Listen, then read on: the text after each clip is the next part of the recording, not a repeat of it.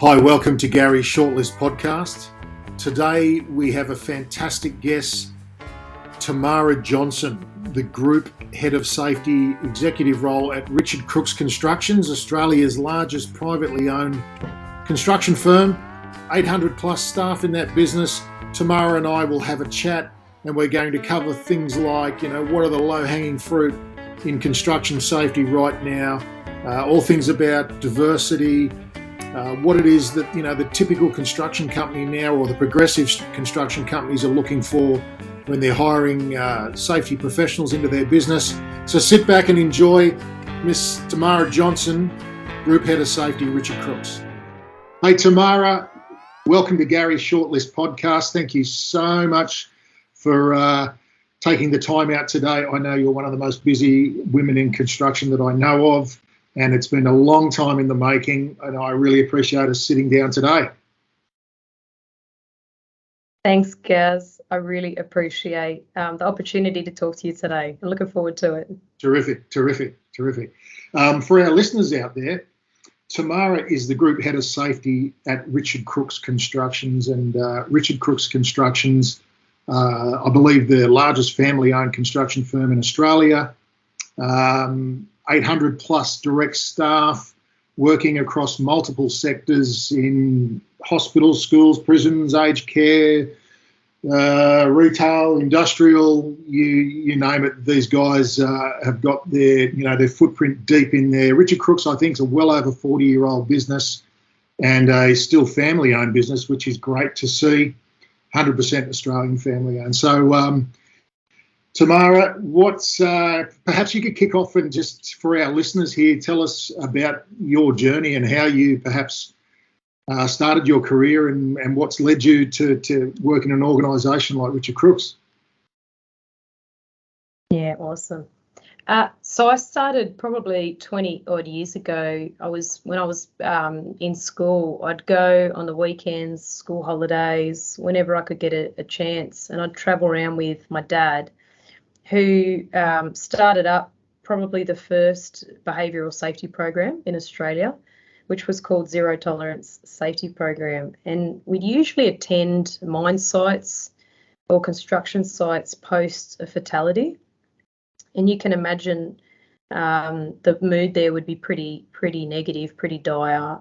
Often we'd rock up to some crib sheds and there were guys literally sitting in there, head in hands, sobbing, dealing with a post-incident, and Dad would go in there just to help pull that team together. And part of his journey was just letting people know, look, we're going to turn this culture around. We're going to redirect the things that probably we feel haven't succeeded, and we're going to change people's perception about risk and put a positive spin on it. So that was a really interesting start to the industry. And it was obviously pretty powerful, and it stayed with me because then I did a BA in English and psychology, and all I wanted to use it for was to get into construction. So I finished that and went straight into tunnelling. So my first ever job was with Tees John Holland, which was an incredible culture to start in. And I went straight on to one of the most complex parts of the Lane Cove Tunnel project. And yeah, we won't go into some of the complexities there, but safe to say they had some pretty significant challenges. But it was an awesome start. So, getting down there, obviously there weren't as many women in operational roles in construction back then. So that was really, really interesting and exciting, and safe to say jumped in, feet first, and just did the best I could and learn a lot. And back then, safety officers, which is what we were called, for better or worse, we just hit the ground running. So we'd get down there and it was just sink or swim, was literally what you were told. So, which was cool. I had an incredible mentor called Ray Miranda. I remember Ray Miranda. Absolute character, absolute legend. Learned a lot from him. And Brendan Donoghue was our project director. And I think some of the lessons I learned about leadership from him, to this day I hold dear, and they inform a lot of a lot of the coaching I do with the leaders here today. So that was an incredible start. And so tunneling for a number of years, then into construction. So civil for many years, roads, bridges, health infrastructure, wastewater, then mining for a few years as a cultural change manager. And then worked in Lend-Lease for a number of years when we amalgamated Balderstone and Abbey Group, which was a really interesting time under the Lend-Lease civil banner, engineering banner, and then took a few years off to have my kids. I've got 3 children, and then started at Richard Crookes. And we've got a funny story about that, you and I, about how that all came about. We probably need to disclose to the listeners that I was in your role previously, and you took the baton out of my hands, which I'm really proud to see you in the role, and I hear nothing but excellence whenever your name comes up. Tamara, that's your comment around women in construction back in the day, so to speak, particularly on the ground floor. Was a very, very different dynamic. I didn't know many women in construction, let alone construction safety at the time, and I think that's how you and I met. Originally when we were both very, very young and very keen and very energetic, and sink or swim, you say, and yeah. So it's really pleasing to see not only that times have changed, and you've got a team of how many safety people in the business now? Business-wide, we've got around 30-something members in our team. In my immediate group team, there's 5 of us. So we're busy people.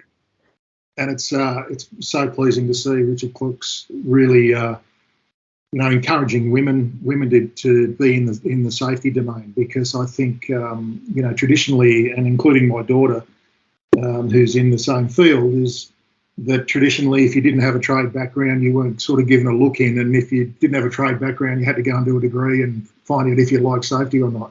So it's really so right, yeah.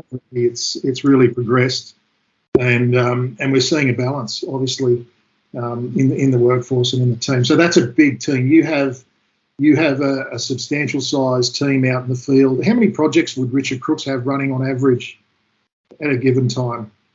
We usually have, on average, around 50 live projects, and I believe that's probably one of the bigger numbers in the industry. So, obviously that means that just from an organisational and operational perspective, we've obviously got to run very differently to a lot of the other, first or second tier organisations that might have 5 to 10 major projects going. Yeah. Indeed. Probably 50 times the headache then. What's a day for Tamara look like in an executive capacity? Can you describe to our listeners? Yeah, sure. So one of the things that we're really passionate about in this business, not only as a team but as an executive and a safety steering committee, is making sure that we don't just always play in the reactive space. So we always try and make sure that, and I try and anchor myself to some really positive, proactive things that we're doing aligned to our safety strategy, and make sure that we've got a lot of initiatives, and we'll do a lot of workshops. We do a lot of safety alignment workshops, and setting projects and parts of the business up for success, as well as then obviously when you need to say something goes wrong, or you find that there's something reactive that's occurred, you go down there and you just, you're there to support and diving back in. And one of the things that I feel is really important in safety is we're one of the key operational parts of the business where you play at that executive and board level, and you're having those key high-level conversations that are very strategic, but then you also need to be able to then go down and be talking to the subbies on the shop floor and actually there discussing their experiences. So you're making sure that not only your strategy, but your senior leaders are always really aware and across what's going on. So I feel like we're so lucky to be able to do that. I'm so lucky that one minute I can be in a board meeting or, talking to my MD or the executive chairman, because they're both very passionate about being involved in safety day to day. And then the next day, I was yesterday out on one of our projects just talking to the workers and getting their perspective. So that's sort of what a day would look like.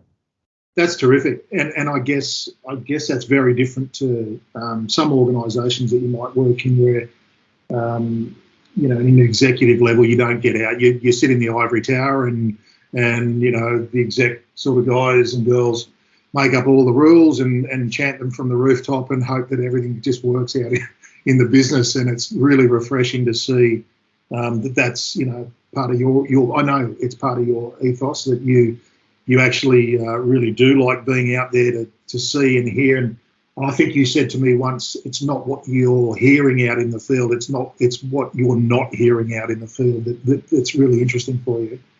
Yes, but that's such a good point. It's a really, really good point. And that's sort of probably part of one of our ethos is, traditionally in safety, we get taught a lot that when you're not hearing incidents and when, you're not hearing about things occur and, you've got businesses that shout from the rooftops that they've got, however many million hours incident-free and injury-free, people would hang their hat on that and say, oh, we're doing fantastic. I'm not hearing of any incidents. We've sort of tried to turn that on its head and say, if we're not hearing about near misses, because let's be honest, we know in our industry they occur frequently, then we become concerned culturally about either a part of the business or a project.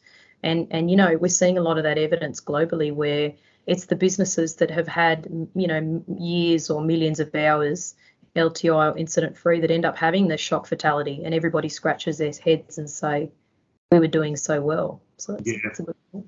And I know you and I are totally aligned on the whole mantra, I guess, and the legacy of LTIs in construction. It's just, we know that let's face it, it's a really shit indicator, yet the industry and quite often it's not just the construction companies, it's their clients that demand all these sort of magic numbers. And you know what, I don't know if I'll ever see that change in my lifetime. However, it is pleasing to see that there is some movement, I guess, in even in the new standards. I think there's now, provisions for providing, show us your proactive measures and your lead indicator type of stuff, and as opposed to just making up LTI rates. Where do you think, Tamara, in construction safety right now, where do you think things are wrong, or where do you think things can really flip on its head because we're not seeing great improvement in safety in construction right now? Yeah, that's an excellent question. And obviously it's so complicated, and on any given day I'd probably give you a slightly different answer, but probably at the highest level, one of our greatest challenges, like we said, is flipping this perception on its head that if you're having no incidents, or if you're able to manage, let's say, lag statistics, that automatically your people are going to be safer and better. So there's that concept, and then there's this very dangerous concept, I believe, of zero, and I think they go hand in hand. And one of the biggest challenges we have usually when you enter a new organisation is, you'll often look at what the board or what the executive committee are focusing in on, and oftentimes they're focusing in on cuts, scrapes, hand injuries, these minor things. And you've really got to ask yourself, where's that coming from, and how is focusing in on wearing gloves and managing hand injuries, how is that going to stop a fatality, which is ultimately what we're all here to do, right? We can not comprehend as an industry or as a country why we have done all of these things, and we've got some of the best safety practices and definitely some of the biggest penalties and structures in place, but we're still having fatalities. How can that be in a first world country? And we ask ourselves that question. But when you look at what we're focusing in on, a lot of companies are spending millions of dollars focusing in on very minor issues and disregarding or losing focus on the things that are going to kill people. And me and my team, we always have to remind ourselves, because, we might have an incident that occurs and it's devastating. Even if somebody hasn't necessarily been permanently disabled, the fact that it occurred, we treat every incident, even if that person, was not injured, we treat every near miss as if it could have been a fatality. And I think looking at risk and looking at potential is the key to that. So as a business, we've flipped this idea of looking at cuts and bruises and minor lacerations, and we've looked more closely at potential and at the high risk areas. So we focus 90% of our time, energy and attention on, I would rather spend a week as an organisation focusing in on how we can manage the risk of, say, crane load failure, or someone being crushed to death by a crane load, or falling from height, which is obviously a critical industry issue and a business challenge, rather than, spending all the time in the world focusing in on managing a person, say, that falls on same level and breaks his leg. So we might have 10 crane incidents a month where we almost kill someone. A lot of organisations would probably say, oh, yeah, let's just do a near miss report on that, but then let's spend 2 weeks focusing on a person who broke their knee because it was an LTI.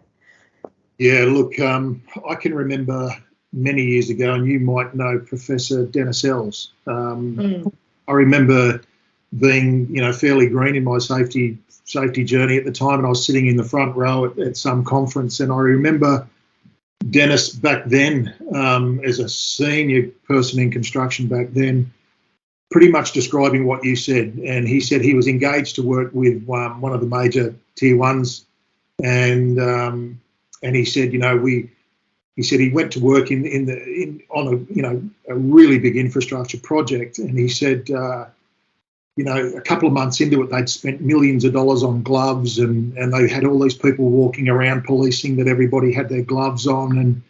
And I remember vividly him saying to he'd said to the executive team of the organisation, if you gave me the $2 million that we've just spent on gloves, and I could provide some actual on-the-job training, some good risk management training, provide some perhaps innovative sort of approaches and tools, wouldn't you think that'd be better money spent than just on rubber gloves? And it really made me think back then. Yet it's interesting that we're still talking today that a lot of organisations don't concentrate on critical risk management, because we know that's where people get killed, and we're saying, oh, have you got your earmuffs on and your gloves on? Yet people like you and I'd be crucified in some circles for saying, oh, don't you care about those things? And of course we care about them, but it's an interesting conversation. But it is pleasing to see that yourself and Richard Crookes have really moved in that direction.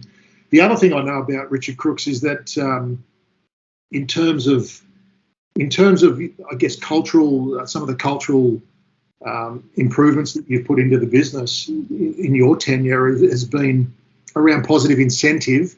And I will say that I'll disclose here that I'm a director of Scratchy, so I'll get that out there now. But can you tell us, without putting words in your mouth, Tamara, but can you tell us what it was that attracted you to something like Scratchy? Yeah, absolutely. Look, I think you and I have been discussing for a period now about how do we really transform the nature of an industry where putting all the rules in the world and all the, the sticks, and using the stick approach to people has really not yielded the results that we were hoping. So how do we actually create something where we engage people like subcontractors who really have got no more skin in the game to do the job in a safe way than to do the job in an unsafe way? And in a way, the way our contracts are written, the way the financial and commercial relationships, are created in this industry almost works against you for people to do the wrong thing rather than the right thing. So we've talked about that. And I think what you and your team have come up with, Gaz, and what we've implemented and trialled here at Richard Crookes successfully is this Scratchy program. So the whole concept, and I guess you'd be better to talk to it than I, but what we've found is the concept and the ability to so quickly and easily with an app and immediately reward workers and subbies for doing the right thing has just been incredibly powerful. And it's worked hand in hand with some of the cultural initiatives we've been trying to push. Yeah, look, I certainly won't use this as the platform yet to talk about Scratchy, but I guess my point is I really as you mentioned, organisations have got sophisticated systems, and I think we'd all agree that systems have come a heck of a long way in construction in terms of usability, and we all know systems this big are no better than systems this big, all that kind of stuff. So I just find it pleasing to hear, not only through Richard Crookes but our other clients, that the carrot and the stick approach is a balance, and it's really good to hear that the construction industry is not just about the consistent punitive approach and stick, using language like we need to smash the subby, we need to back charge them, we need to re-induct them, we need to, that stuff that's never worked, right? Yes. In fact, it's arguable that when you drag a team of form workers into a site shed and re-induct them for 2 hours because your boss said, and get them in there for 2 hours and waste 2 hours of time, probably more detrimental to your safety and your culture on that site than anything else. But I commend, and I honestly thank Richard Crookes for being not only the first adopter, and we thank you for that with Scratchy. Are really thankful that for the likes of UTS to be involved with Richard Crookes to study this. It's been fantastic, and it's been driven by yourself, Tamara. Tamara, in a paragraph or two, how would you see construction how would you see safety at Richard Crookes in the next few years? How do you see it looking, and how do you see that maturity and the growth look? Yeah, that's a great question. Probably the journey that we've been on, so for the last 2 years, we've gone through a bit of a sort of a mix of putting process in place around high risk. But I think we've also gone on more of a mindset journey, and I think that's probably the thing that we're going to want to continue, and that's probably one of the things that features greatest in our future culture strategy, and probably the thing that I'm most proud of, and one of the reasons that, I actually love working for this business, and I believe we can do great things around safety, is that it's not just me or the safety team working in isolation, because as we know, that just doesn't work. This is being run by the managing director, which is Jamie Crookes. It's being run by Richard Crookes. I just sat in a meeting with him for 2 hours. I mean, these are people that they take personally the safety of the people on their jobs, and they genuinely are looking for new innovative ways to do things better, and I think that's a really exciting organisation to be a part of. We haven't had to unlearn a lot of bad behaviours. We've been able to sort of start and trial innovative things. And one of those things is what we just talked about, is flipping this concept of incidents on its head. And we went the other way. Rather than trying to downplay or reduce incidents and reportables, what we did was we went the other way, and we reward and positively recognise projects that are reporting near misses. So one of the most powerful things we've done and will continue to do was we created the concept of a high potential incident. So some organisations are still only really focusing in on and reporting on injuries and incidents that actually cause harm. We're treating any incident that had the potential to cause harm as a high potential incident, and we literally investigate it and take it as seriously as if somebody was, permanently disabled or killed. And what that's done is create a vernacular and a focus, and that's driven completely by our project managers and driven by our senior leadership. Every second Friday, every fortnight, we have a get-together. Half our business sits in on this 1 hour meeting where our executive chairman's there, all of our general managers, and every PM gets up and we'll talk about the root cause analysis of why recent incidents occurred, what happened on their job. Oftentimes we get PMs front up and they've spent hours and hours investigating a guy that just was standing near a leading edge. And we treat that almost like, it could have been a fatality. So they'll do a full ICAM investigation. They'll front up and say, this is what we've done about it. This is how we've coached that subcontractor. This is what we're doing culturally. Maybe we failed in terms of supervision. This is all the things we're putting in place. And all of a sudden, what that's done is we've taken the ownership back. It's being driven by the managers and the frontline leaders. They're embracing the subcontractors and bringing them into the fold. I think one of the other things that's been incredibly powerful and transformative is we've created our most critical standard in this business, is not a technical safety standard, but it's actually the standard around planning and communication. So all of our language, all of our process, all of our coaching and training and safety discipline in this business is all around planning and communication. And it starts when we engage a subcontractor, sitting down and clearly articulating what the expectations are and the safety culture of our organisation. And the first behaviour that every PM or site manager or person in our business is held accountable to is you don't engage someone on one of our projects unless you believe they can safely carry out the work. And it goes on from there. So, that we very much base our safety strategy in this business on the concept that you can't hold someone accountable or use a stick unless first you've clearly articulated your expectations, you've trained and coached someone in those expectations, and then you've created an environment where they can actually execute on that. And I think that's a really important approach, because you're right, Gaz, we've beaten subbies over the head with a stick for years, and we've blamed them for incidents, and we've torn our hair out screaming, oh, these guys are idiots. How do you manage the idiot factor? But, very rarely do we turn it back on ourselves as an organisation or as leaders and say, how did we fail? Because let's be honest, 9 times out of 10 we have. Absolutely. And it takes a mature organisation to take the path that you're describing. And you're right. Well, I think, the subcontractor, particularly in safety, they work in multiple organisations. They're working across multiple cultures, systems, characters, you name it. So they've got probably the toughest gig, I believe, in the construction sector in terms of executing safely, making the profits that they need to make, et cetera, et cetera. But it's pleasing to see that, when an organisation can say, you know what, we're not perfect, and we probably never will be perfect, and let's sort of, genuinely put our arm around the contractor and say, we're working on this job together. We couldn't do it without you, and you can't do it without us. So let's work together.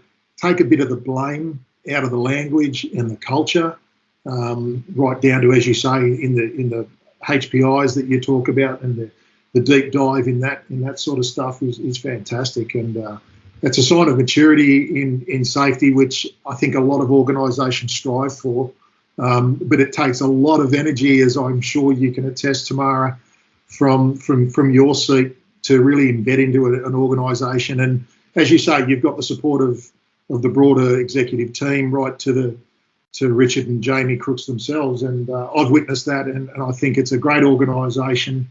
I think it's, would I be fair in saying that it's still an organisation where yourself, Tamara, have, the right level of agility as a safety business to pivot when you see things need to pivot, and you're not bound down by corporation of red tape that says, oh, you can't do that, Tamara, because that'll upset John in Singapore.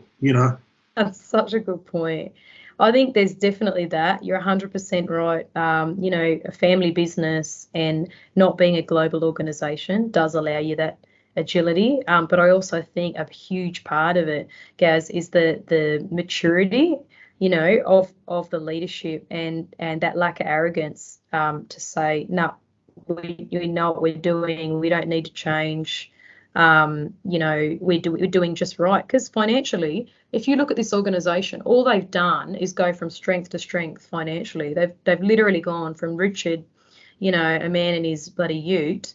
There's photos in our archives of him just digging a trench. I think he was playing professional footy at the time. And now you look at him as a man who's the head of $1 billion organisation. And like that's an organisation that could say financially we've gone from strength to strength. We don't need to do anything differently. But the fact that they've got the courage to say, yeah, let's look at some of this global thought leadership, which in a lot of instances, let's be honest, Gaz, some of this stuff is unproven and goes against, everything that a lot of our clients and sometimes even, the regulators and other people believe. That takes a lot of courage. Absolutely. But it's part of, I think, a mindset that, it's an environment where you do feel like you can do things that are different and a little bit bold. And I think that's where, it kind of hot houses new ideas and an ability to trial some of this thought leadership that we're seeing globally.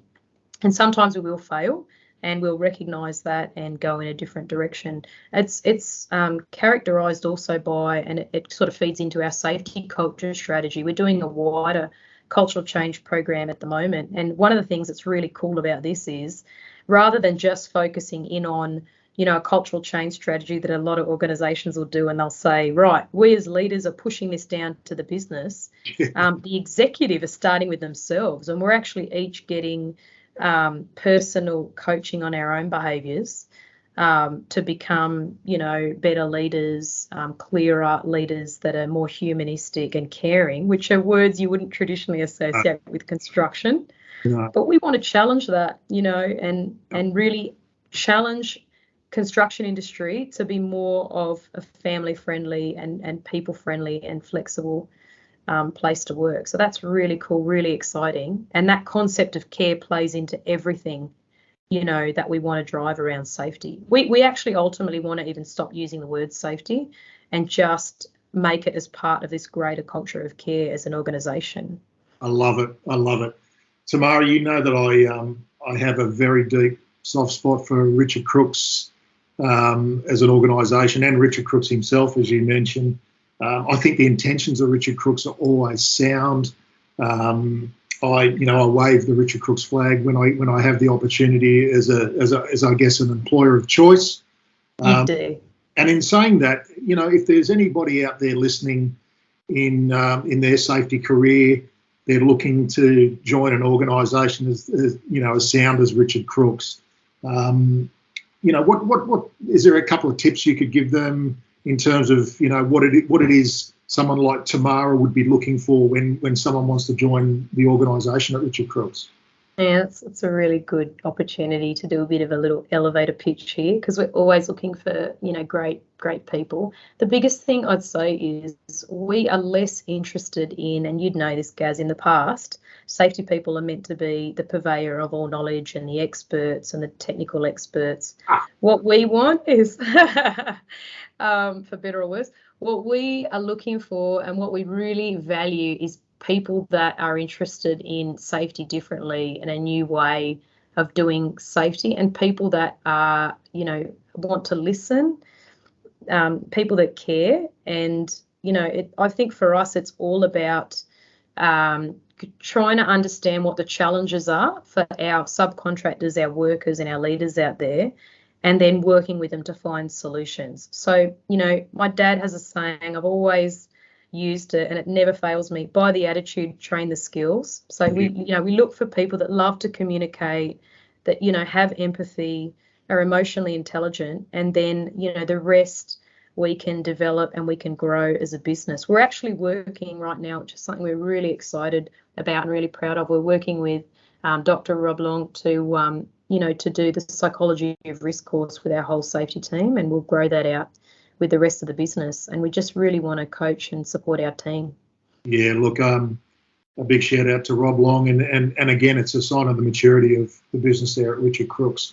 And just further to your comment, your dad's comment, Keith, I used to use a similar comment to say, we're not looking for technical experts anymore. The days have gone because we've got Google, right? And Garry, quickly Google what a PR727 crane is and how heavy it is and what it can lift very quickly. In fact, our young engineers on our construction sites are way smarter than the safety people, and they can get that technical information at their fingertips. So you're 100% right, Tamara, that the clients that I talk to and deal with in my recruitment side are saying the same thing. We're not looking for the policeman. We're not looking for the person with a checklist under their arm. We're actually looking for someone that can do the job without that stuff and hold really good conversations, have that element and ethos around care and learning, so they're not coming in sort of swinging it around. And I think it's I'm really pleased to see the industry is starting to demonstrate that through their hiring process, where I wouldn't say to anybody that you need to go and do a degree in X, Y, or Z now to be in safety. And if you were going to do a degree, look at psychology, look at everything other than safety management systems or whatever, because I think those days are numbered. But look, Tamara, it has been an absolute pleasure to have a chat with you today. I know we could talk for hours upon hours. We could. And I had a few bullet points that I wanted to cover today, and we didn't get close. Goes out the window. Perhaps we save that for a day when we have a coffee or a lunch, and I'd love. I'm sure some of our listeners are going to reach out to me and say, "Hey, can you do another podcast with Tamara?" Look, fantastic, and it's an absolute pleasure to have you here today. But it's also equally nice to see you absolutely blossoming in the role there. You've been at Richard Crookes for a while now. How long have you been there? Almost 2 years to the day, Gaz. Well, there's our excuse to go and have a catch up and really have a good chat about the business. No, I'd love that. I've really enjoyed it. Thanks for the opportunity. No, it's been fantastic. Look, thank you, Tamara Jonson. Thanks for joining Garry's Shortlist podcast today. You have a fantastic day, and I'll let you get back to the grind. Thank you so much, Gaz. Take care. Thanks, Tamara.